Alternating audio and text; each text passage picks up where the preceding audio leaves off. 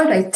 Hello, everybody. Welcome to the first coffee chat there that we're holding for Almost after a this couple year's of months, attempt. yeah. Yeah. The last calls or chats that we had was regarding the crash course or the capsule courses that we held for all the six competencies. And now that the exams are getting closer, so we thought this is a good time to get together and discuss any questions or queries that you have. Could be preparation related or technical questions, like very high level technical questions, or if you are facing any challenges in your preparation. So yeah. All right. uh, so this, just to give you some insight, how do we hold this coffee chat, is it is less of us and more of you. If you have any questions or concerns regarding anything, you can just pop up your hand and ask your questions, and we can answer in the best possible way we can. Yeah. And this is just the beginning. So we understand that even for the students who are writing May attempt, most of Yeah. you would not have started preparations also as of yet. So yeah, feel free if you have any sort of questions. The floor is all yours today. So yeah, who wants to get started?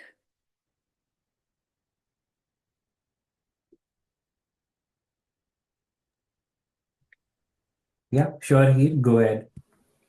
Hey, to start with, thank you for holding this.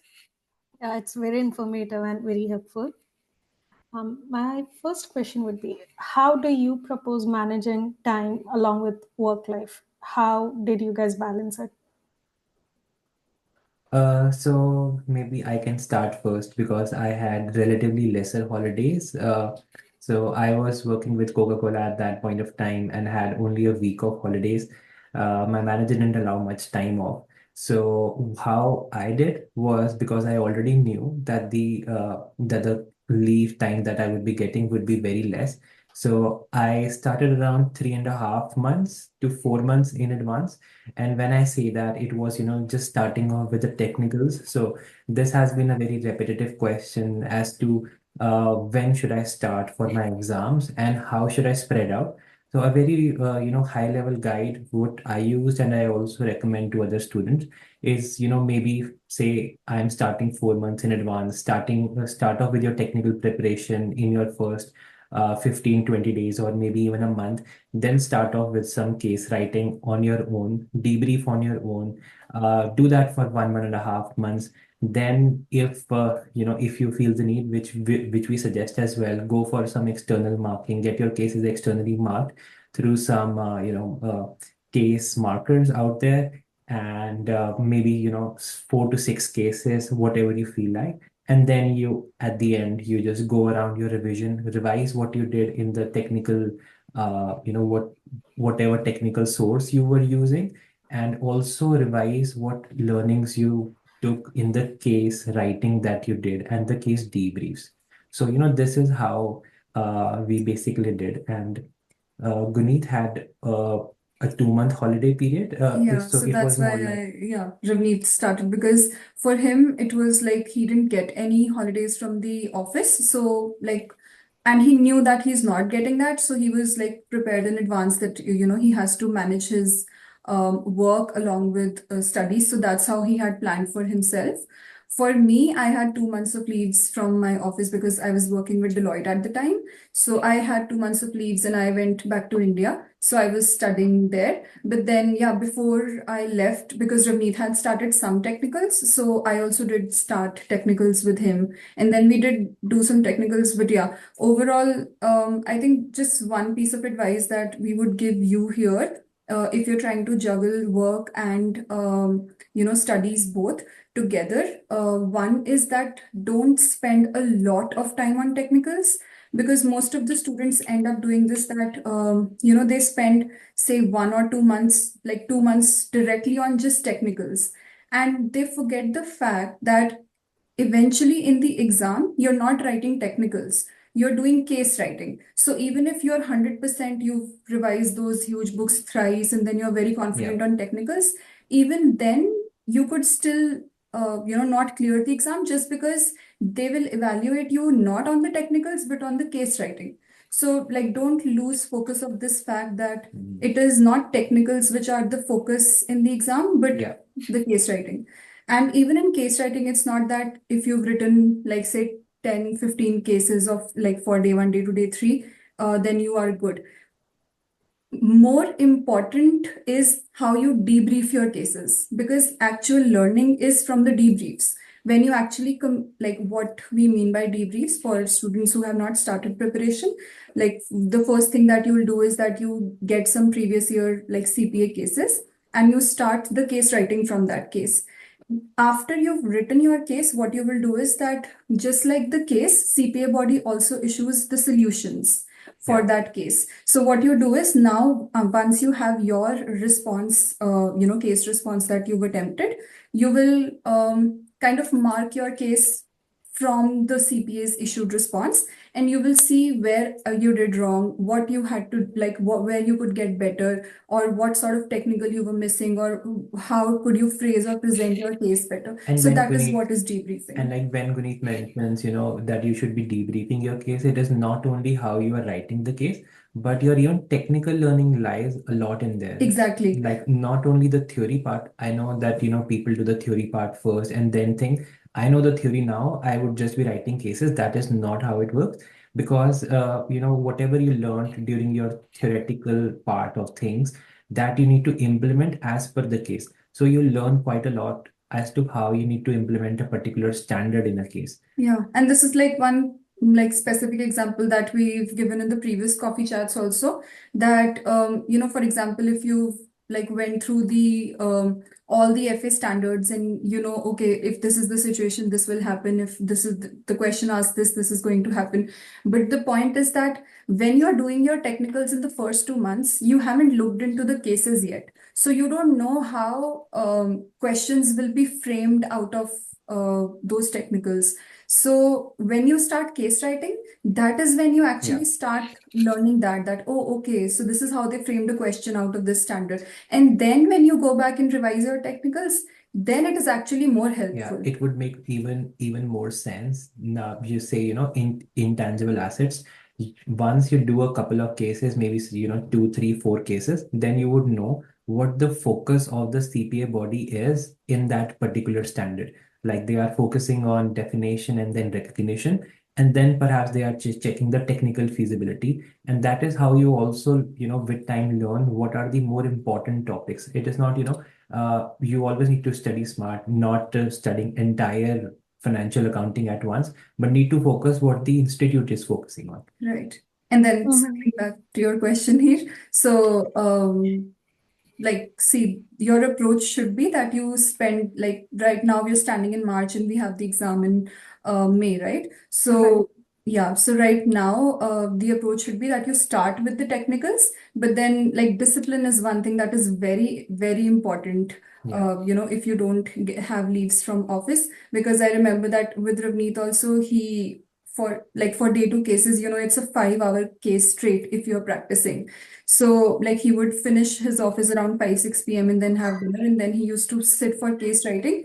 And then the case writing would go up to like 1 a.m. or something like that. And by So discipline, you don't need to break the, yeah, like you should not break the case. yeah, That, don't break the you may case be starting the case at say Mhm. 8 p.m. and then do the case, eight, halfway. yeah, halfway, and then complete the next half on the other day. When you read the case on day one, but now you're completing on day two, it doesn't make sense. It doesn't add up.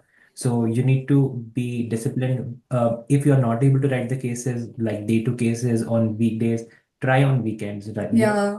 Keep the weekends only for day two. Yeah, maybe like, when you'll start, you'll get better at it, because then you'll plan according to how you feel. Then maybe you can keep day three cases on the weekdays, and like Ravneet said, like keep Saturday for day two and then you Yeah. debrief on Sunday. So things like that. But yeah, like I think you get the point that Yeah, right. start with the technicals and then move on to writing. And I mean, just to add to the question, um, did you guys say study for like 6 hours, 8 hours?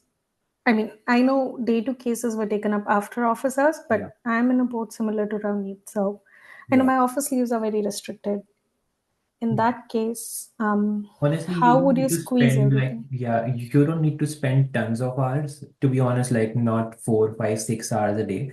I would say at this point of time, a very ballpark number of hours is like 2 hours, 1.5, 2 hours. Sometimes it's three, sometimes it's one, like, averagely 1.5, 2 hours because you are like almost 2 months away from the exam, 2 months, 7 days, something like that. Mm-hmm. So 2 hours, but obviously, if you are, whenever you are writing your day two, you would be spending 5 hours. And then on the other days, you would be doing like 1.5, 2 hours. So like something like averagely 2, 2.5 hours across the week should be doable. Right. Thank But you. then be consistent, I would Be say. consistent. Yeah. Be consistent with Yeah. this Mm-hmm. time Yeah. Yep. because it's only like 2.5 months now. Yeah. Right. Yeah, this helps. Thank you. And to add what Guneet mentioned on the technical Mm-hmm. part, that you should be starting off with technicals because obviously we are in the middle of March now. Like just try to complete all the technicals by the end of March, and then surely start case writing by April. Right. Cool. Yeah. Mm. Thank you. No problem. Anyone else wants to go next? I'll go next. Hi, Ankit. Not Ankit, Anil. Oh, Anil? Yeah. Okay. Yes, yeah. Yeah. Oh, Okay. okay. Hi, Hi, Anil. Anil. Hi. So I'm planning to give my CFE in September, and I think my case is similar to Ravneet's. I just will be able to get 1 week of study leave. So yeah, I think this question is almost answered, but yeah, you answered it from a point of view of May. So for me, as to for a person who is going to write in September, Yeah. what do you Like suggest? even for you, Anil, maybe start off your technical something around May, then Mm-hmm. you would have June, July, August, and September. Okay. So, just consider that as a 4 month period whenever you start, whether it is May or September. Start like 4 months in advance. First month for technical, second month start with your case writing, debrief yourself, get accustomed to more cases. And then the third month, maybe get your cases externally marked, seek some guidance around. Maybe if you have other like even in this group, if any of you guys want to tie along and check or mark each other's cases, that can be done. And then in the fourth month is more of revision phase, that you write. We always say that you should be keeping some energy left for the fourth month or the last month, Mhm. because that is the time when people start getting exhausted. When you write 5 hour day 2 cases, and even if you are debriefing properly, you need to spend 5 to 6 hours again. So only on one case you are spending 10, 12 hours, so you tend to get exhausted. So keep some energy and some cases left for the last month. People try to write as many cases in the second or third month, and then they are short of cases in the last month. So try to save some energy for the last month as well. Got it. Got it. Like Guneet did almost everything in 2 months, although she did the technicals in advance, but because 2 months was more of her leave period, so she was able to devote more time. So Mhm. that is really ideal if you have all the holidays with you. Got it. Got it. Okay. Yeah. And do you guys review cases? Do you know anyone who reviews these? The second month, third month, when you were saying that Yeah, you we do review cases. We would shortly, maybe this week or early next week, we should be dropping you a message, like in the group, as to what we are planning and the schedule. Mhm. So, just watch out for that. Got it. Okay. And my last question is with respect to licensed public accounting. Later on, if I want to sign audits or have a practice of my own, Yeah. what kind of work experience is needed right now?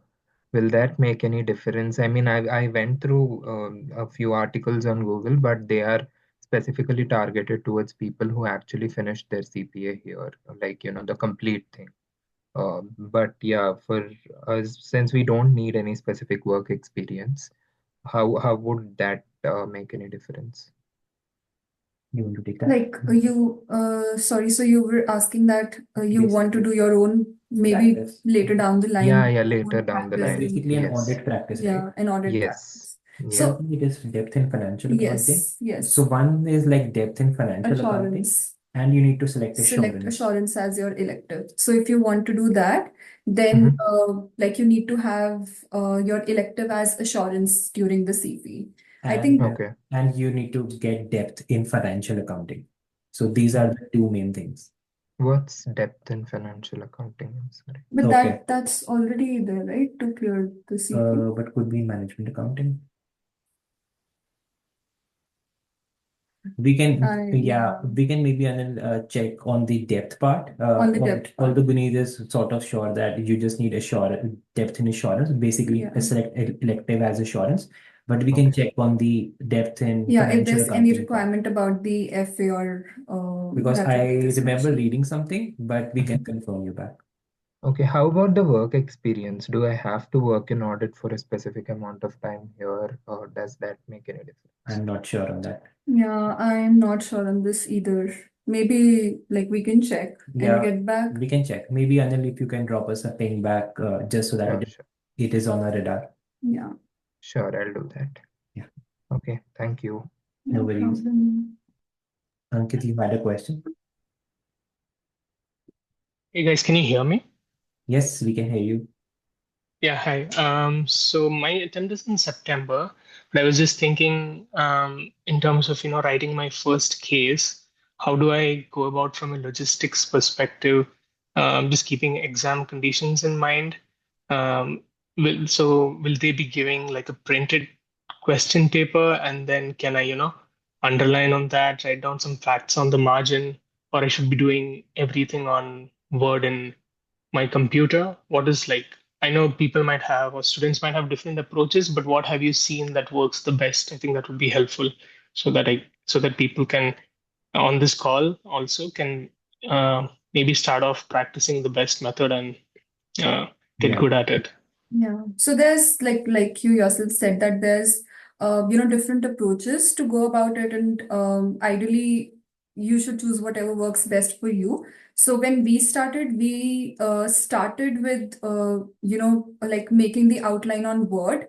And essentially, because we were also preparing at home, we were not printing the cases at first. Yeah. Although, for everybody in the exam hall, you do get a physical copy of the case, and you don't necessarily have to make a Word outline. But when we started with, when we used to do case writing, we used to have the case open on the laptop itself, and then we would use to, do Alt Tab and then write the case. We started with that. I think I carried on with that for a long time, like a month or so. But then when I was doing my outlines on Word, I found out that it was not very helpful. Yeah. Because it took me a lot of time to make that outline. Because essentially, when you're doing day 2 or even day 3, there's a lot of numbers involved. So I had to write those numbers in the Word outline. But then when I used to write my response and I used to go back to that Word outline, I had that in my mind that, it could be possible that I have written or noted the wrong number. So I would go back to the case again. So it didn't solve the purpose at all. I would essentially again go back to the case and spend more time. So that is when we kind of started doing a physical outline. Now, how that worked was that we started printing cases that we would do, and then we would make the outline directly on the case. We would underline important points. For example, in the case, if we would come across any risks, then we would do R1, R2. If there was any internal control weakness, we would do W1, W2, things like that, right? So we started doing that. And then when we started with that, we realized that that was something that worked better for us. Yeah. One, it gave us more time to go through the actual case. Second, because most of us are already, we go through physical, we've studied with physical books all our life. So it's better that when you're doing the case, you're, highlighting, maybe using a pencil, making underlining, circling, whatever suits you better. If you're going through a particular line and something comes to your mind that, you have to note it down, you'll just simply with the pencil, you can note it down during the exam. So that was something that worked best for us. Yeah. So even for people on the call, when you start with case writing, maybe try both the approaches. Try with Word because Like for some people, even making outlines on Word works better.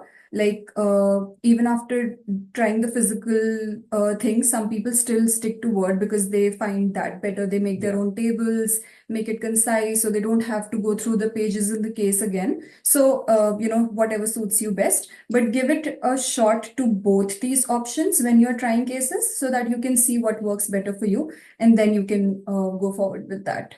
So on the outline, I can also add, so there is sort of one more approach which students do follow. Whatever Guneet mentioned is on the Word document. People do the same thing on a plain document as well. Like you get a couple of rough pages at the end of the exam, so which people use just as a rough, just to note their rough outline. Either of them, we did try either of them, like the Word document outline and the physical document outline. Didn't work well for us because, as Vineet mentioned, we always had to go back, so it sort of wasted our 10, 12, or maybe 14 minutes. So we didn't want to do that. How we approached was to be more elaborative on what she mentioned is, say there are 13 questions generally which come on a day two. So what we used to write so it was a mix of approaches. When you are reading the question and you see some risks coming in, so you do R1, R2, and maybe by the end of the entire case, you are, noting around 9 or 10 hours, which is like 10 risks that you note down on your exam. But when you are making your, you have your Word document open, so whatever questions come up, you write all those questions in bold format, like say, serial number one, financial accounting issue, and just note down whatever the issue is. Similarly, write all the questions so that by the time you actually complete your case reading, you also have 13 AOs listed right on your Word document. And whichever, so we can go more deeper into this if anybody has more questions. But say you have 13 questions, the last section of those 13 questions, in fact, the last six is normally assurance. So if you want to go for the assurance first, so you attempt those ones first, and then at least you have a vision that these are the 13 questions that you have. So it is not an outline, but basically you write the, just the headers of those questions, so Like that point wise, say like point-wise. question one, this, number two, this, Yeah. similarly 13. And then like Ravneet is answering to the question that we always get on this, that then do you modify the sequence in which the AOs are asked in the Yeah. paper? So So we that's the we actually response. do. So we actually do modify the response, like the sequence. We attempt assurance first, but then when people ask that, okay, then you place the assurance on top. No, we don't. Assurance remains where it is, but we attempt those, the lower part of the case first, and then go to financial accounting. Or management accounting, Mm. whatever the case is. But Yeah. we would normally, like, we always advise everybody that you first attempt your elective questions, because day two is the only attempt that you get at your elective. If you miss, your elective questions on day two, then there's no other chance that you can attempt that. And this is the mistake that most of the people do, that they'll start with FA and MA, because you end up spending a lot of time preparing these two subjects. So you're like, oh, I know FA, I know MA, so let me start with that. And then students will start with that. What happens with FA is that it's very lengthy on day two because it is tested for depth. So obviously the questions are lengthy, they go into depths of technicals, and then you have to integrate Yeah. with case facts. Those are long questions. So what happens at the end is that you're left with your complete elective and only 1 hour for the exam to get over. That builds up so much pressure that you're not able to justify the main subject for Right. that day. Because So your eventual objective is to clear day two. But what students face the issue is that, they have the in the back of their mind that they have done more technical read on financial accounting. So and obviously the first question is on financial accounting. So why not? And then you spend 40-45 minutes just on the first question, spoiling the entire exam. right. And like this happened with me, that I missed a couple of MA questions on my day too, because I had to take a little like washroom break for like 5-7 minutes. But then because of that, I ended up missing, I think, one full question for MA. But then, as we had planned, we started with assurance. So I did my best on assurance. So when I came back home, I was a little sad because I'd missed that question and I was blaming myself. Why did I had to, use the bathroom? Why did I get up and stuff like that? But then eventually, when I thought about it, I thought that, okay, I did good in assurance, I did good in FA. It was only MA that, I left that one question. So I was like, I don't have to worry. Why? Because now day three, I again get a chance at FA and MA both. So now that I know that I, couldn't do full justice to MA on day Yeah. two, I have to focus on MA on day three. So, like, that's how you strategize things for your exam. But then again, if it would have been the opposite and I would have missed assurance, there was no way that I could have gone back. Yeah. Okay. Yeah, no, that is very helpful. But just to repeat what he said, so there are like two methods. One is um, finally, which you mentioned, was that we mark like R1, R2 in the physical copies, and then note down the AOs, and then just copy this quickly in the Word so that when we are doing our response, we can quickly just go and pick up those points. And the physical marking in the paper is just for your own reference so that you know as to what area is where. Like you don't have to go the entire paper searching for risks again. And this is our own method. Normally tutors in the market, what they would do is they would ask you to prepare an outline. That didn't work for us, neither for me, neither for her, and many of the students who have been through us in the recent past. So it is more of a personal judgment call. But yes, you should be making some markings, not in detail, because the more marking you do, the reading time increases, and then your time to write the actual case decreases. So you just need to do a balance of things. Yeah, that makes sense. Yeah. I just had one more question on tax. So since tax is new, and I haven't got the handbook yet because I've not yet been registered, but I I'm thinking that the handbook is going to be very big for tax, and since the tax is not, if it's not your elective, it's not going to be tested in depth. In that case, is the best approach to just rely on whatever notes the prep provider has given, which may not be enough, and then just do the cases? Or what is the way to get comfortable over tax concepts? Yeah, if you don't mind, who are you? Like, what is your With source of pass. technical material? Pass. So yeah, Yeah.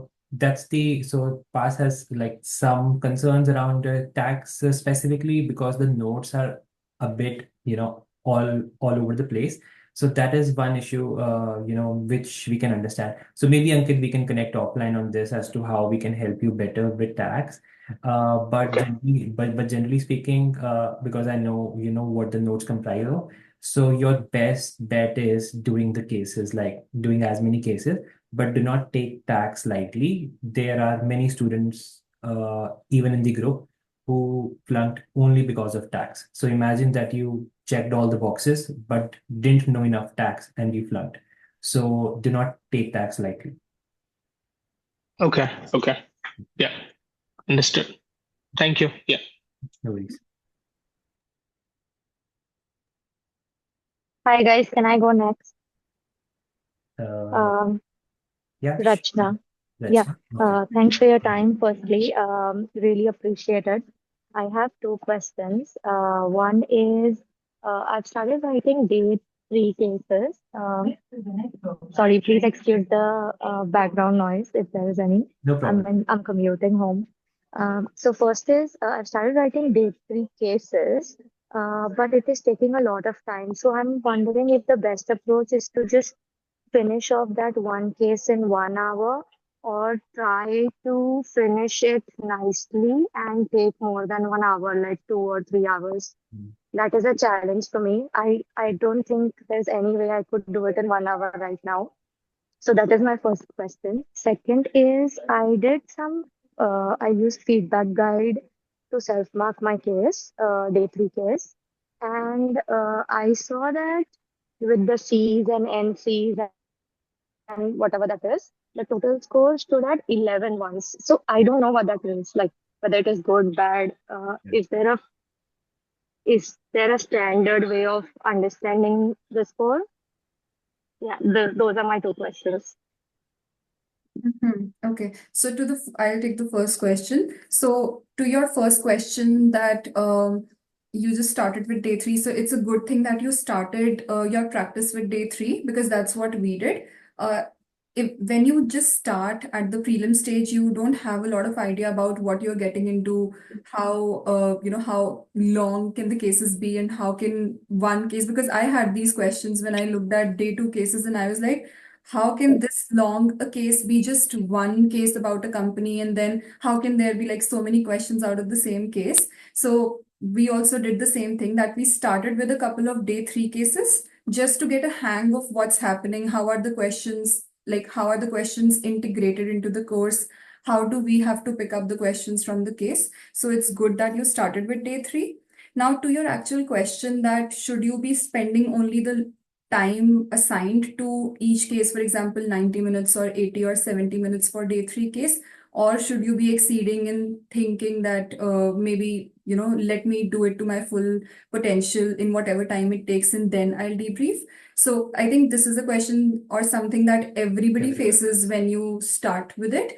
Like for me, I know that I did this for a couple of cases initially. Like I was not able to complete the cases, and then I used to be like, oh, I know in my mind that I crossed the limit, but then let me just still, attempt the case at least, and then when I'll debrief, I'll see if I did it right or wrong. Yeah. But then that's something that never helped me, because the more time that you keep giving yourself during the practice, the more you're delaying, getting on the track, yeah, basically. getting on track. Exactly. So, Like in the end, you need to hit that 70 or 80 minutes. exactly, The more you delay, you are basically pressurizing yourself your own because self. you would always have in your like in the back of your mind that That cushion okay, that, oh, I have extra 10 minutes, but in the exam you will not. And it did like, because when I was with Deloitte and we had those classes, they would keep mentioning and reinforcing this fact that whenever you're writing cases, don't exceed the time.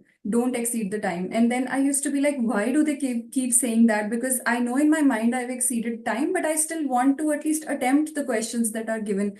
But then I've experienced it firsthand that, like, after a few cases, I just lost track of how to actually finish my case in time, because I didn't do that time allotment to each question during the case, right? Because I was giving myself that extra question. So I didn't do that time allotment. Because I didn't do that time allotment, I didn't practice it that way, that I have to finish this one question in, for example, 10 minutes. I didn't practice that enough initially. So when I went deeper into day two and day one, I started facing that backlash. So that is when I realized that this actually, hampered my future cases as well. So if you're still starting now, I would advise that you don't do that. If it's a 90-minute case, stick to that 90-minute, right? And like, give each question time when you are doing the outline. Like, say that, okay, this is the question, I will give this 10 minutes, and then try to stick to that 10 minutes. Like, one thing Ravneet used to do really well was that he used to kind of have a watch when he was writing cases. And for each question, when he would write, okay, I started this at 12:10, and I'm moving to the next question at 12:15, and so on and so forth. So when at the end he would finish his case, he would kind of have that in front of him, that, okay, the FA ones took me a longer time, or the tax one took me 2 minutes shorter to attempt. So that ways he had that information to analyze that, okay, I need to control my words on the FA. And like especially for Yeah. day three, so the purpose of this was just to know where I am, finding it hard to complete my day three. And in the end, I found out like over 4, 5, 6 day three cases, I realized that financial accounting, I'm always taking like 13 to 15 minutes, which is not done. So what I try to do is, try to cut down the time by 2 to 3 minutes, because, that is all you need. You just need 3 to 4 minutes to attempt a tax question. Yeah. So if you exceed your financial accounting, bandwidth, you would be skipping the tax question. So, you just need to balance it out.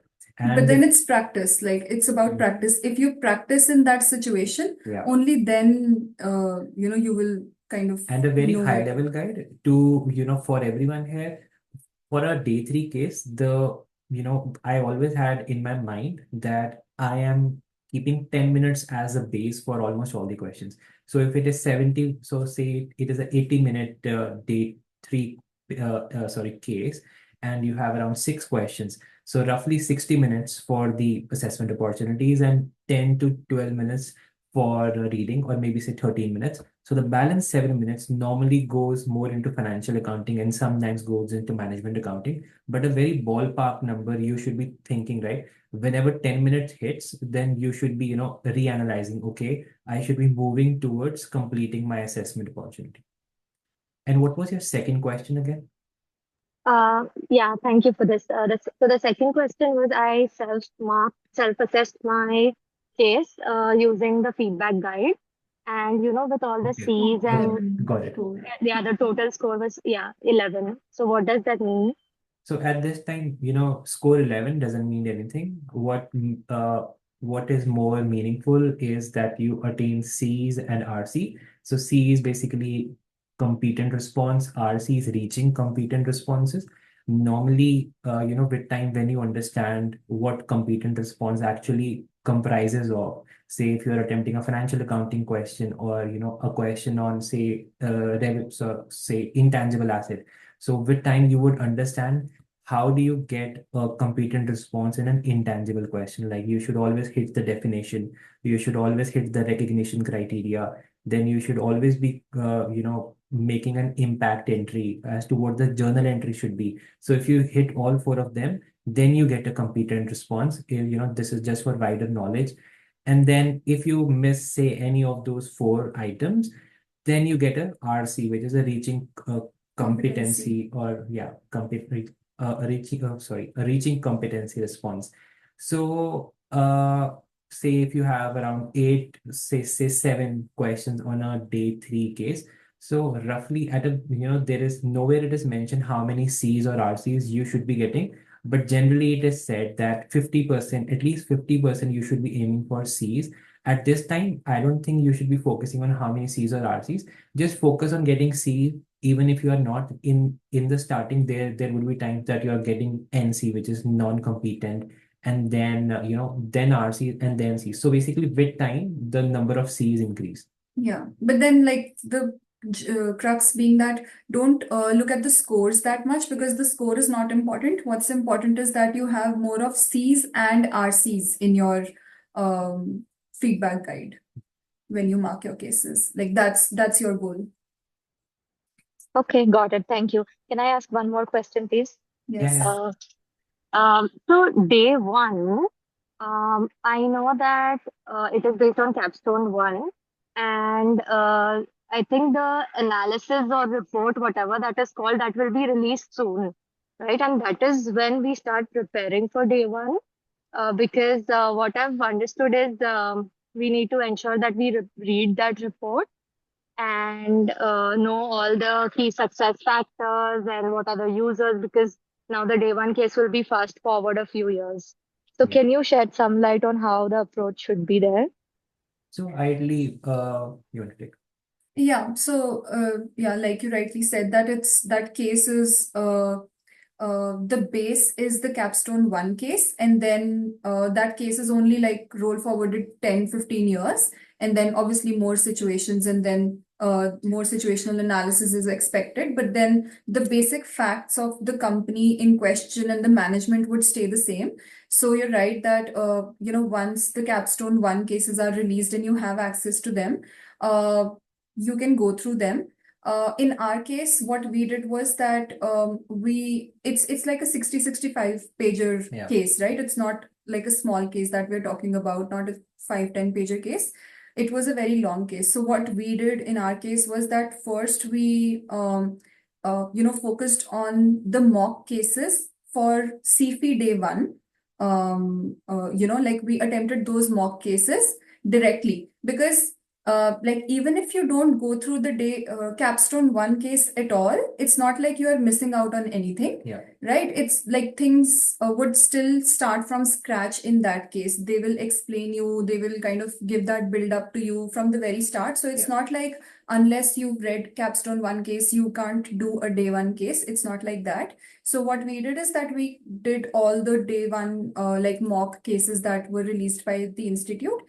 And I think like almost within a week before our exam, that is when we went through the capstone one case in full, like the 60-pager thing. And why we like delayed it for so long is because we wanted that if we are doing it near the exam, it will, keep fresh in our minds. So that's why we did it. And you're absolutely right that in capstone one, it's normally always advised that from the capstone one case, you should memorize the mission, the vision, the key success factors, and I think corporate values. So these four things you have to memorize, and we did memorize them a week before. And why that helps is because like in your day one case, when you start with the case, these are things that you have to start your response with. Yeah. Like you do the situational and strategic analysis, and then you start with mission, vision statement, KSFs, and the corporate values. So what we did was that we memorized them. And again, those will still be given in your day one case again. And also, when you attempt the day one case, you're also given the capstone one case copy. Like a physical binder copy. Yeah. So you would be having that in front of you. Exactly. Obviously, the time to refer is always less. Limited. So you can just keep it open, and if you need to copy paste anything, so you have it in hand. And to add what Guneet mentioned as to why you should be remembering that is, yes, you start with all of those things. Plus, say, in the corporate values, out of the 5 values, they just changed one. So at least you have in your mind those 4 corporate values.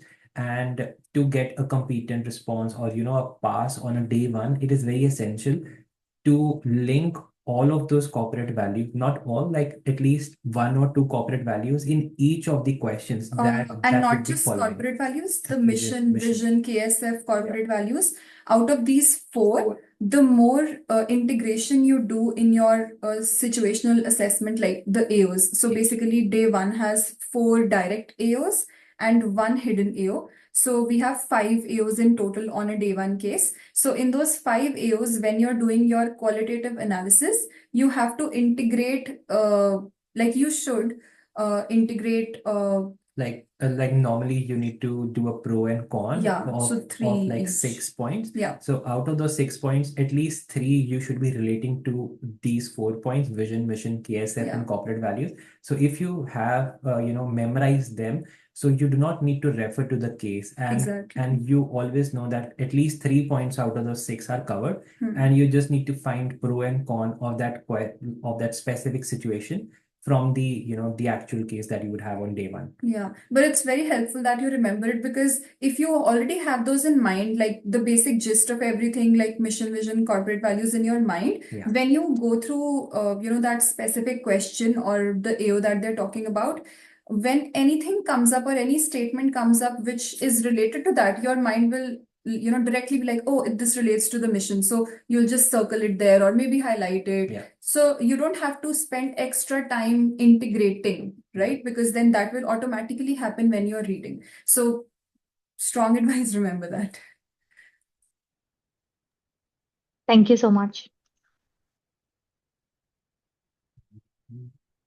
Anybody Hi, else? Yeah, hi, can I go next? Yes, Paul. Is that Paul? Hi, Ramit. Hi, Gani. Yeah.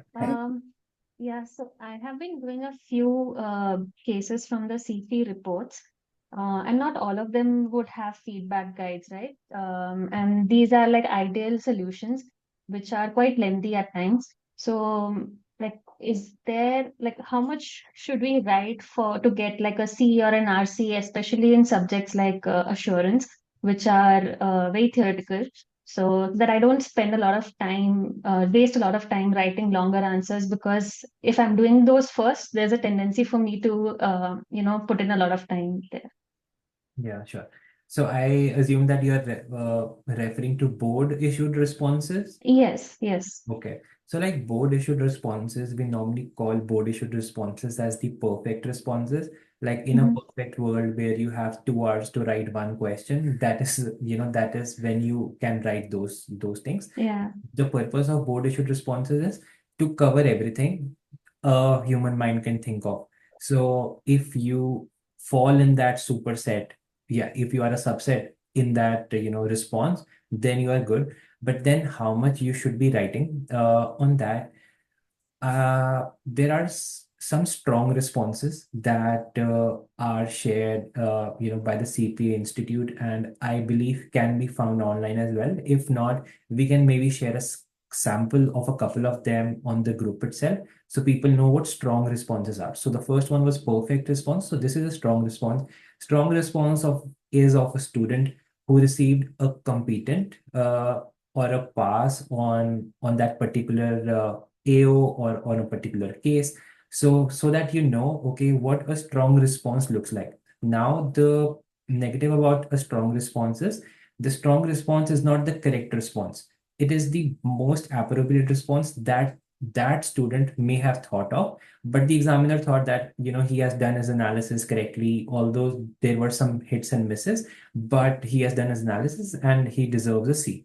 So but if you take that as a benchmark, so you would know at least, okay, if this student can get a C just by writing this, I also do not need to go into that much of Yeah, you details. don't need to write paragraphs. Like grammatical errors, like grammatically, you can be, at various faults, and that is not an issue, Yeah. if you are just making it crisp and cleaner just to save time, right? Yeah. So maybe we can issue a couple of strong responses so that you know how much you should be writing. And then the third point here could be if you have feedback guides, right? So rather than focusing on this perfect responses, focus on feedback guides. What does a feedback guide require? So if I go back to my intangible example that I was mentioning to. So for a competent response, say the feedback guide says that you need to hit the definition of intangible asset, then you need to hit the recognition criteria, then you need to layer the facts in, basically correlate, and then give the journal. So if you hit all of these four, then you get a C. Or maybe say the first three, if you hit, you get a C, and if you hit the fourth as well, you get a CD, which is competent with distinction. So, feedback guide is a very good parameter that only you need to do definition, recognition criteria, and laying down the facts, and you get a C, rather than writing everything which is written in a perfect response. And you can, go about it very strategically also about the feedback guide, because we used to do that there was a time when we used to look at feedback guides and see, okay, if we are doing these four criterias, that means we'll get a C. But then if we were at RC in some question, and then we would see that, oh, only if we could have just, made like a recommendation or a conclusion at the end, we could have landed a C. So, your brain will start thinking that ways during the exam also, that now, for example, if you'd allotted 10 minutes to one AO, and then you see the time and you're already at 8 minutes and you're still kind of integrating the facts.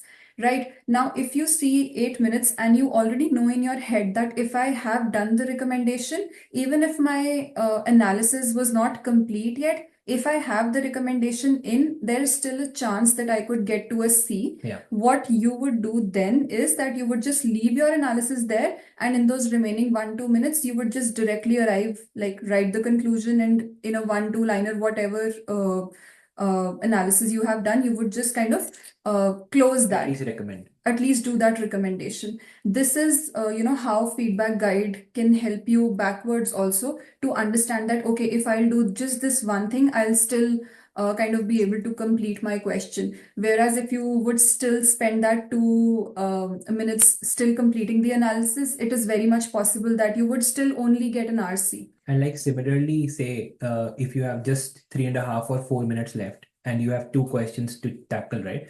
So rather than starting right from the definition, etc., if you know that just by doing the recognition, it may give me an RC, because if you hit one of the threes, you may get an RC. So you would just directly pop in into the recognition criteria, or maybe the definition as well, and then just complete those two items in your 4 minutes, and you may get a RC. So, these sort of feedback guides help you as to how you should be structuring your response. Yeah, but we will share a couple of strong responses. So don't go for the strong responses like case specific, but Yeah. just as an example, look Example. at them and see that like the student would not have written a very long response, but he would still have gotten a C. So then you would see that, oh, he wrote like such simple language statements, and even then he landed up with a C. Yeah. So like it will really give So you your a benchmark different from a perspective. perfect response would go down Yeah, a yeah, lot. yeah. Yeah, I think that would be really helpful. So when you guys were doing your debrief, were you referring more to the feedback guides than these board issued reports? So we don't mean that you should be referring only to feedback guides. Sorry for Yeah. confusion. You should be using feedback guides plus the responses, just the balance of things. Say you have written a couple of day two cases and you were referring to the board issued responses. And now a time comes that you know what board report would comprise of. Exactly. Then you start ignoring the board report for a Like while. it's a process. When you Yeah. start, you should spend a lot of time on the board reports. Yeah. Why? Because until and unless you go through the board reports, you will not know how how in a better way you could have come up Written, with yes. responses to that question, how to follow that structure, what structure is the CPA body following. Until and unless you go through the board issued responses, you will not learn that. Once you've done enough cases and you feel like, oh, okay, now I know what structure is followed, now I know what are the different like responses that could have been made out of this question, or even FA questions for that matter. Yeah. Like how did they respond to it, how did they calculate it in a numerical perspective. After, there will come a time that you will arrive at that stage that you will be pretty confident, and then you would be like, okay, how can I still work more and improve my responses to arrive at a C. That is when this step kicks in, that you can kind of like quickly skim through the board report to see, okay, I got it. Yeah. This is what I could have done better, this Yeah. is what how they did it, and then immediately move to the feedback guide to see how did the answer key work Like now. even until the end, we used to refer to board responses. Yes. So don't get us wrong there that, those are bullshit, but you need to refer to that, but just for, a more curated way that you would know with time what you need to refer Like for. smart study, basically. Yeah, that makes sense. Thank you so much. No problem. Hi there. I have a quick question again. Sorry. This is Adarsh. Hey, Yeah, so hello. So what I was asking is, so when I'm just working on technicals right now, and the problem is it's hard to retain the technical. Yeah. Just going through it, right? Like I try to memorize something, say for example, any of the criteria, and then I try to kind of try to remember it like 3 days after, I forget. So for that, would you guys recommend just going through technical as if like just try to memorize first and then start case writing, or just go through technical just to refresh yourself first, and then when you're doing case writing, then just try to learn at the same time? Because of course, in starting when I just try to write cases, I don't know technicals at all. Like I just try to see the responses and try to learn it from there and go then. So I'm like confused whether to just focus on technicals first or do case writing and at the same time learn the technical as you do case writing. What source are you following, Good Adarsh? question. So basically, I'm just looking at the previous cases for the CPA, for the CFE cases, or for the day three So basically, specifically. the source of your technical material. Oh, technical material. I have one of my friends gave me from somewhere the technicals, the notes and stuff for the FR, for the audit and stuff like that. Okay. So it has the compiled list of all the, look, say for FR, there's a list of all the criteria is written down in the Sure. Word document. Yeah. So see, ideally, if you're, considering your technical material is scientific, like it is pure, and it comprises of everything. If you have gone through your technical one, say around 3 weeks or 4 weeks time, 2 to 4 weeks of time, now most of your learning would lie in case writing. I know there comes a time that you tend to forget, But Right. honestly, at least you should be going back each time whenever, say, I go back to the intangible question again. Right. You have intangible question coming up in a case, and you tried applying, you could not. Why you could not? Was it because you forgot the technicals? If that was the case, you should be going back to your technical source just to check if it had everything comprised. Mhm. Because if you would be aware that we also have our crash courses for different competencies. So how we do our financial reporting crash course is that everything is summarized in around 50 to 60 pages. The best part is, like, just to make you understand how we are dealing with that. So like 50 to 70 pages, so that you can, you have in your mind, okay, intangibles is like 5 pages. These are the criterias that I mainly need to remember, and these are the questions which are normally asked in the exams. So when I say memorize, you should be actually at least be knowing what does the standard comprise of. Like, Right. not exactly learning everything, because this is not very similar to what we did back in India. But you Right. should be knowing that that, okay, there is a definition, there is a recognition criteria, there are some 6 factors around technical feasibility. So you should have that structure in your mind. When you would Right. have that structure in your mind, you would be, when you're attempting the case, there could be a case that out of those 6 points, you may forget 3 or maybe 4, but you're still Right. doing those two. So, with time, you would come on the track. But I Right. also think that it's sort of a balance between memorizing the technicals and being able to refer to them in nausea. Because day two, you will have time, and in normally in FA questions, you should refer nausea, because going back to the intangibles example Mhm. again, there's the 7 criteria for the capitalization of an internally generated software, right? And that's a very popular question. So like we had memorized that, but then, like if that question comes, it would be way better because it has 7 criteria. Even if we were to, phrase that in easy language in our own words, Right. it would Right. take time for us to Yeah. write those 7 and then kind of link each point to the case. Yeah. So it's better that you just like, simply Copy go to paste. Notion and bring it over in your word and then just write down your integration, right? But then in day three, even if you want to, you won't have a lot of time Right. to Notion Yeah. for Yeah. FA. So that's where memory comes in. Yeah. Right. So it's sort of a balance that you should memorize some part of it for day three, like not in depth, Yeah. but then for some part. And then, but then in day two, you have that sort of buffer that you can go to nausea and kind of, Yeah. bring stuff over from there if you know where Yeah, it I is. think now I also recall, even during my specific attempt, like to what Guneet mentioned, I was a bit short of time on my day three, and it was the learning or the memory part which actually saved me on financial accounting. So the financial accounting came for government grants, and there was a one Right. question of non-monetary. And now I remember that government grants are non-monetary because I had that, in my mind secured. So I completed like 3 assessment opportunities in within 10 minutes because I knew the technicals. And all I wanted to, had to do is just write the recognition criteria, link the facts, and conclude, because those were Right.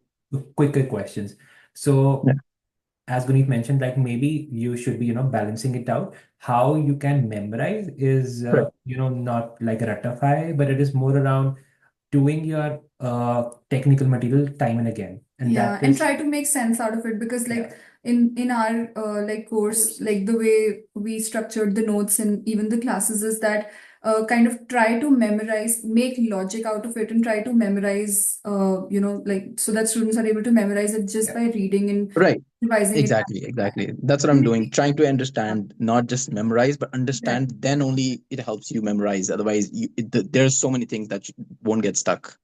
And then maybe try to make some acronyms out of, Yeah. questions that have like 7 pointers, and then Yeah. it's difficult to Right. memorize each of them. So try making some acronym that could work. So these are things that we followed in our course. Yeah. Right. Okay. Great. Thank you. So actually, just saying that, so did you guys use memory on your exam only, or did you refer to the handbook? Or it depends. For example, day two, you were saying you referred a lot of stuff from the handbook as well, but day three, you don't have time, so you just go based off your memory. So your first preference you will just give to try to memorize everything? and then just go based on that, right? So Adarsh, it is basically mainly memory, but Mhm. there is also a specific memory that these questions, Yeah, I would always go to the handbook, like the recognition criteria Gurreet mentioned, and there are quite a lot of other areas in different standards which we discuss in our course as well. Like these are the pointers which you should ideally be going to the handbook always. So, when you're going to the handbook, your purpose is not because you cannot recall. Your purpose should be to save time. Obviously, if in the exam you forget, yeah, you right, have to refer, but right, eventually your objective should be either in mind, and if you are going to handbook, it should be only to save time. right. Yeah, Thanks. no problem. Anyone else wants to go next? Can I go next? Is that Urmila? Yeah. Yeah. Hi. Yeah. Yeah. Hi, Ravneet. Hi, Puneet. So my question is regarding day 3. So right now, the challenge that I'm facing with the case writing is how to tackle MA because there are a lot of quants involved. And I know if I try to address all the calculation part that are there, then I will be definitely missing out on the other assessment opportunity. And I have kind of looked at the feedback guide as well. And when I look, so it kind of says, okay, if I do 4 calculations out of the 10 that is there, then it should be enough to just, get yes in that particular box. Yeah. But my question is because when I try to attempt that, then basically whatever conclusion that I will come up with, basically it will not be right or will not match with the perfect solution that is there in the institute. So I'm kind of, struggling that how to strategize MA so that I can, address that AO with the quals and quant. So And also, are there any specific areas where you are struggling on?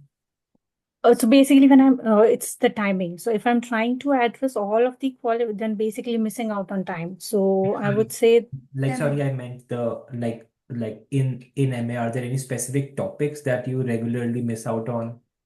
so it's basically the calculation where there is complex calculation that is involved. So that's where I just kind of go and take more time in just, coming up with the calculation answer. So that what I would say that, yeah, that's something challenging. No, I understand. And that's a very good question. Because normally in our coffee chats, we do bring this topic up ourselves. It's very, and I think part of it you answered yourself that in MA or even finance, if there's like a very detailed calculation, yeah, in the finance, right? For day 3, we have the finance, so which has a little complex calculations Yeah. relatively. Yeah. So what's the best way to go about that is that, like we were mentioning on the time also. So when you start your day 3, you should have in mind that I'm giving 10 minutes to, every question.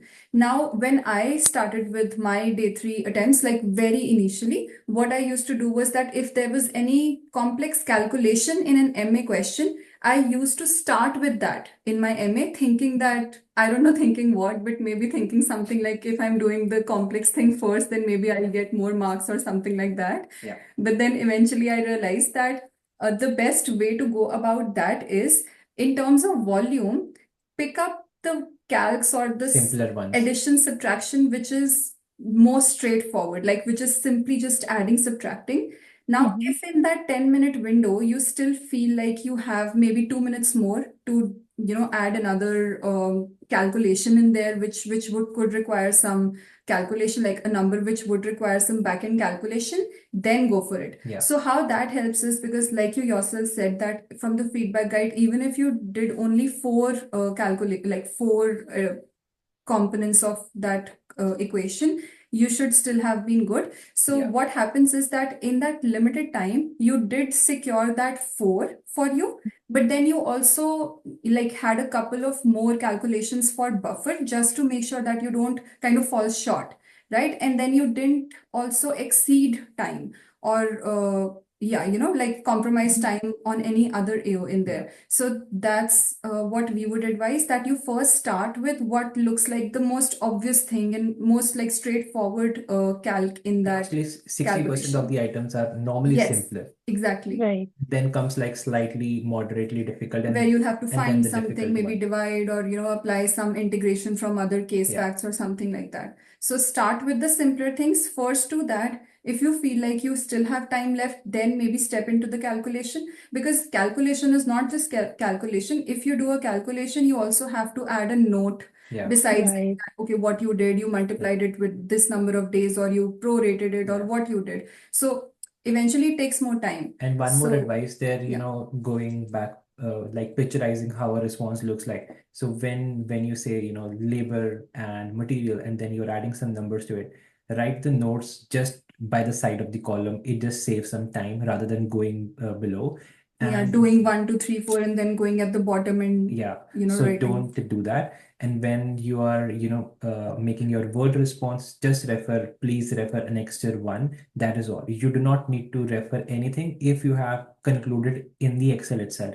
So complete your MA response in the Excel itself, so that you just have to do a reference and nothing other than that. Obviously, if the question requires qualitative analysis, just a couple of points, that is a separate thing.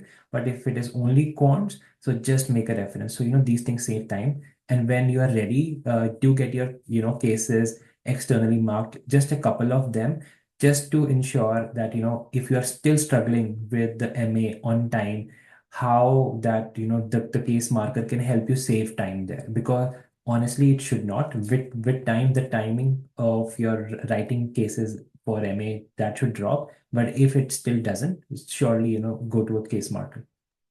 Okay. Yeah. Thank you. Yeah, no problem. Any more questions, guys?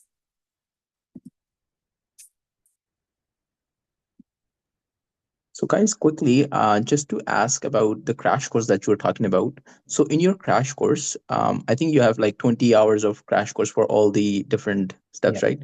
So, what you guys go through is each topic in detail, or is it just a summary of all the, for FR, for example, you'd go each item by item? How is it So structured out? so we do go item by item. It is called crash course mainly for the time, but I see.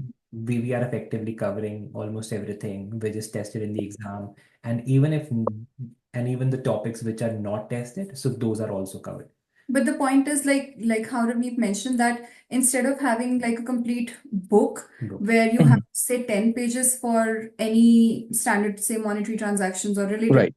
what we'll have is that we have like two, like a question answer form, but maybe say like only 2 or 3 slides. So in a question answer form, directly phrased in a way that it would be asked in the case, so that it's not like difficult and you're not memorizing those 5 pages in your head and now thinking that, oh, which paragraph am I supposed to write in there. So it's like phrased in that way that it's limited pages and it's in question answer format, and only the stuff that can be asked or has been asked in the exam, like not definitions, like very basic stuff, nothing like that. So like, Right. but again, going back to intangible examples, so like definition of intangible asset, Yeah. recognition, like whatever structure comes in a standard, so that is surely covered. And one of the major advantages, others perhaps, for students like you who are, try like forgetting things after a while. So talking about, say, only financial accounting. So financial accounting is covered in around 6 to 7 hours. So 6 to 7 hours is something, even if you are going for May attempt, even if you go through the course today, spend those 6 hours on financial accounting, you would still be able to revise exactly the same way you did the first time. Like you can spend those 6 hours again, maybe the next month as well, if you want to. But normally students, how do they go about is like spend 6 to 7 hours today. Then if they are, feeling a lack of technical knowledge on a particular topic, spend that 20 to 25 minutes sometime later on, because you would have access to the course after that as well. But the notes are summarized in such a way that you would, by all means be able to revise the course at least 2 times. Like people do more than 2 times as well. So like we revised our own notes that we revised at that point of time around 3 times, because the more you revise, the purpose of The revision stronger is it is in your yeah. head and Yeah, memory. it retains in your mind. Yeah, no, that makes sense. But then in your presentation though, so if in your crash course, you can't explain, like you can't write in your presentation all the criteria or all the content, right? So there's notes separate to the crash course. Is that how it is?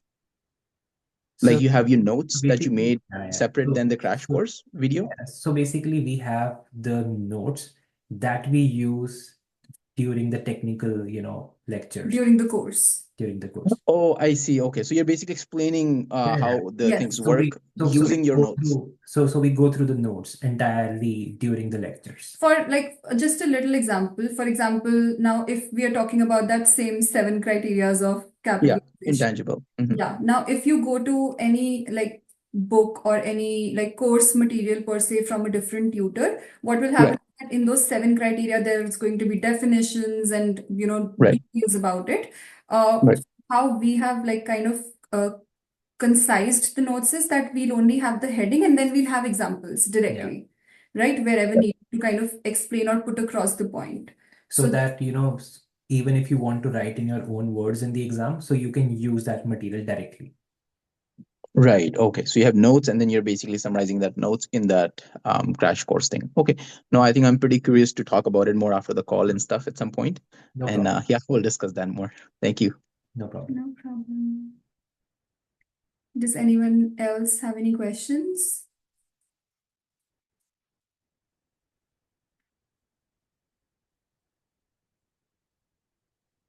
3, 2, and 1. Okay. So thank you very much, guys, for the call today. I hope that, whosoever who was there on the call, even though you didn't have any questions, you would have still have found the discussion useful. So And we'll like keep having these coffee chats like once in 2 weeks or something like that up until the attempt, so that yeah, if anybody comes up with any questions, we can discuss those here on a platform so that even the other people can listen to it. And yeah, obviously, if you have any other questions in the meanwhile, feel free to reach out either Ravneet or myself on chat, and we'll be happy to help. You guys are amazing. Thank you. Thank you, guys. friends. Thank you, guys. You're Have a welcome. good Thank you, night. guys. Thank you. Good Thank you. night. Good night. Good night. Good night.